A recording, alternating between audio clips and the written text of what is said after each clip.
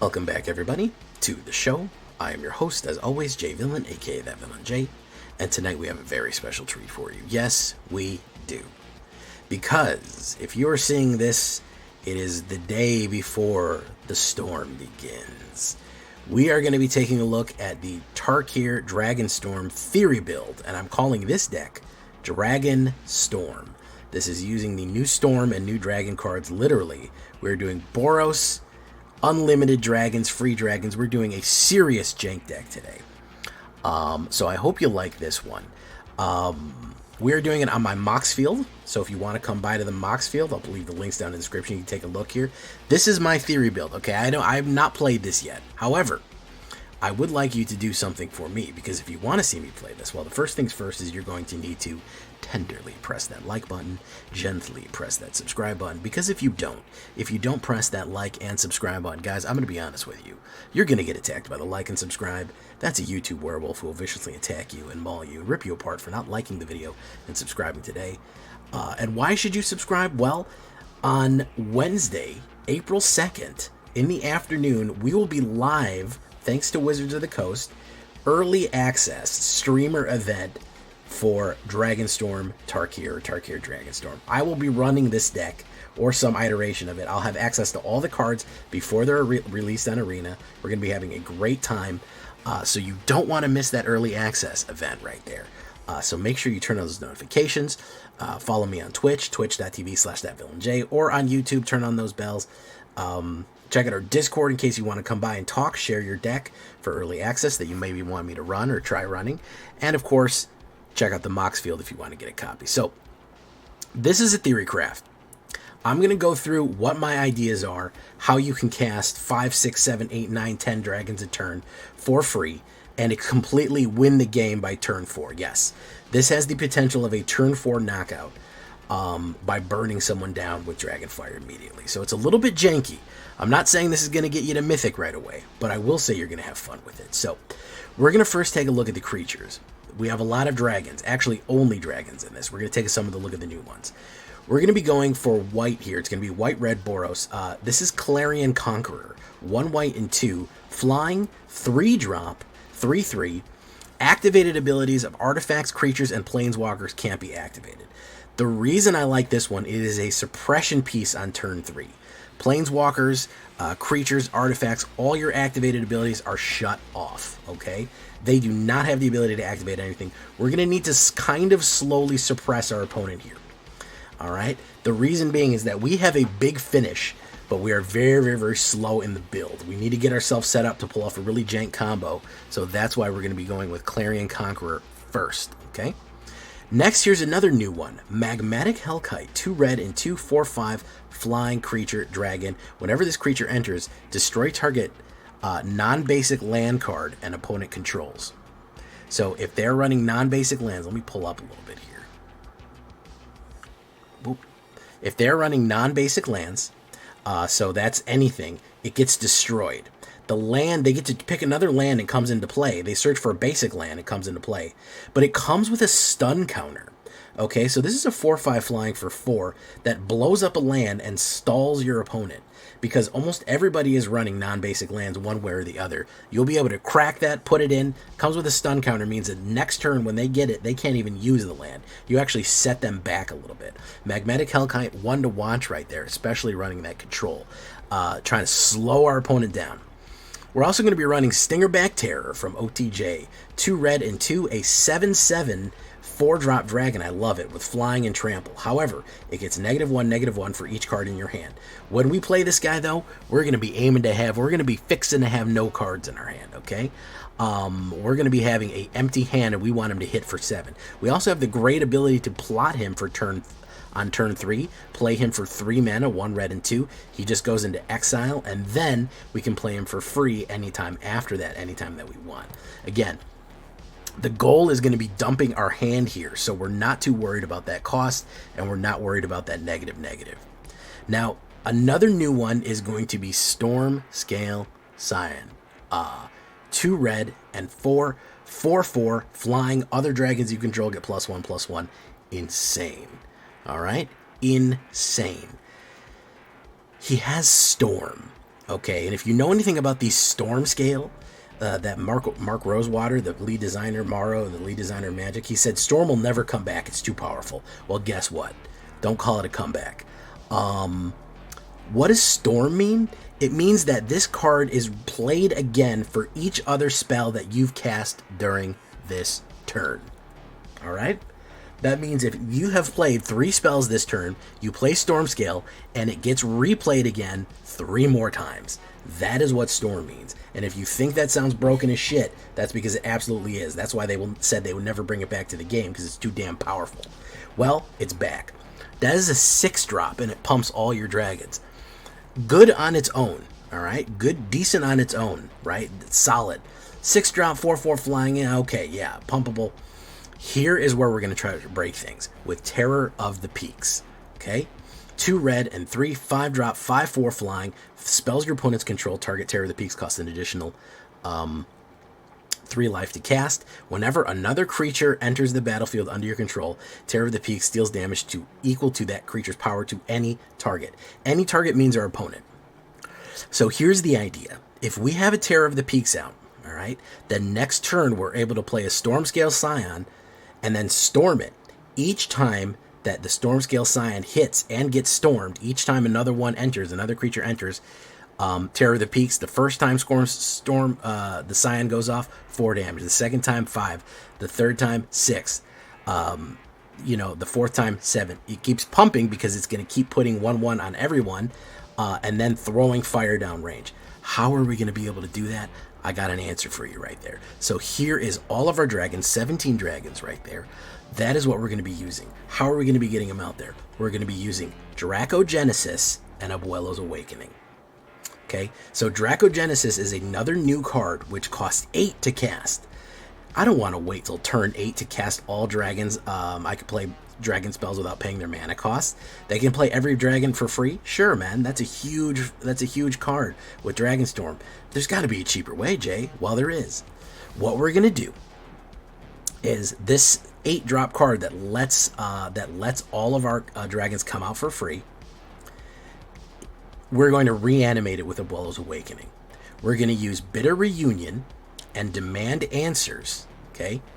Those 2 cards right there that let you discard a card and draw 2. Discard a card and draw 2. All right? One is an instant, one is an enchantment. This also gives people haste. We want to discard Dracogenesis and draw 2. Or we want to discard anything until we get to where we're going. The point is to get Dracogenesis into the graveyard by turn 4. All right?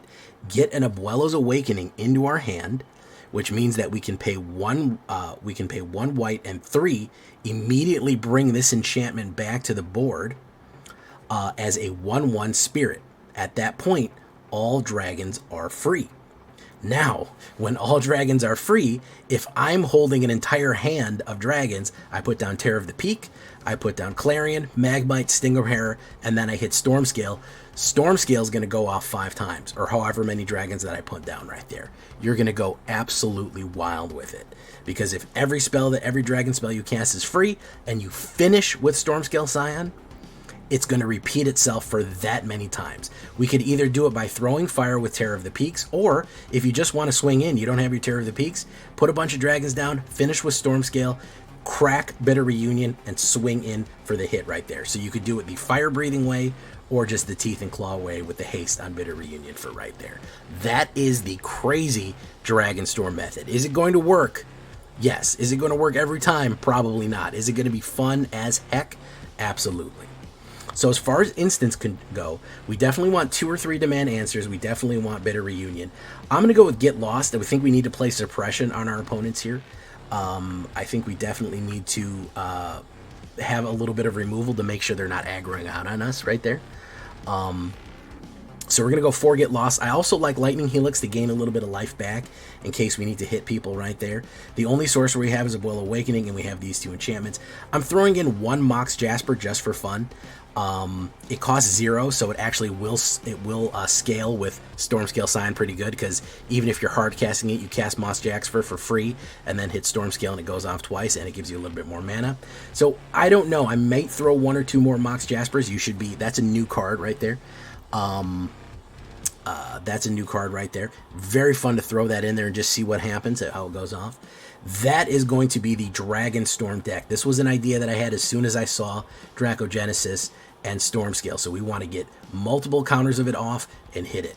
Lands, going to be pretty simple. Battlefield Forge, Cavernous Souls for Dragon, Inspiring Vantage, Sun Billow, and Mountains and Plains. So this is jank, guys. I'm not going to sit here and tell you that this right here is going to get you to Mythic in a matter of hours. This is jank to absolutely explode the board.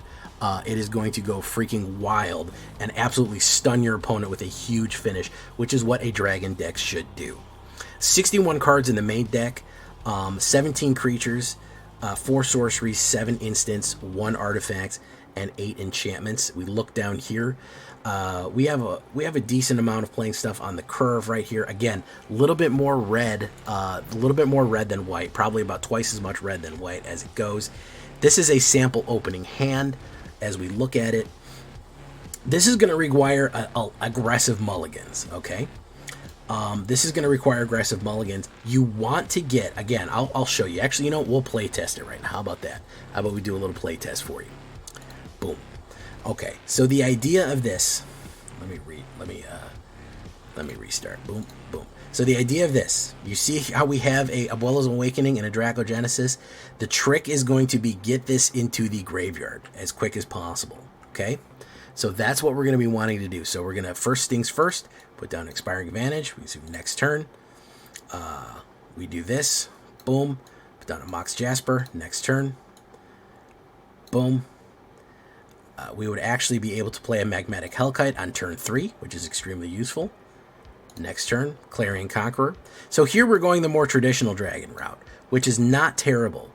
You would actually be able to put Terror of the Peaks that instead of Clarion. Next turn, Magmatic Hellkite.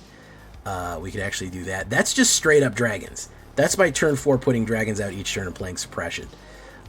That's decent, but I want to show you how it would work with the... That's not a bad run right there. 2 Dracogenesis with an Abuelos is nice, but it's not great. We need to get these out of our hand. We still have a decent row of dragons here, especially for cracking people's lands open and doing damage for each one that comes in. There's Bitter Reunion. So this is what we would do. We would play Bitter Reunion. We chuck Dracogenesis in the graveyard, draw 2 cards. Then it would be the next turn. Then we would put that down. We don't even really need Dracogenesis. I would chuck this, draw 2 cards. I would play that, chuck that, and chuck that. Or rather, chuck that and then draw 2. Nope, we didn't get any dragons there. So we don't even actually really need to hit the Dracogenesis right there. We can restart it. I want to show you how the combo would work from original right here. Okay, so this is pretty decent.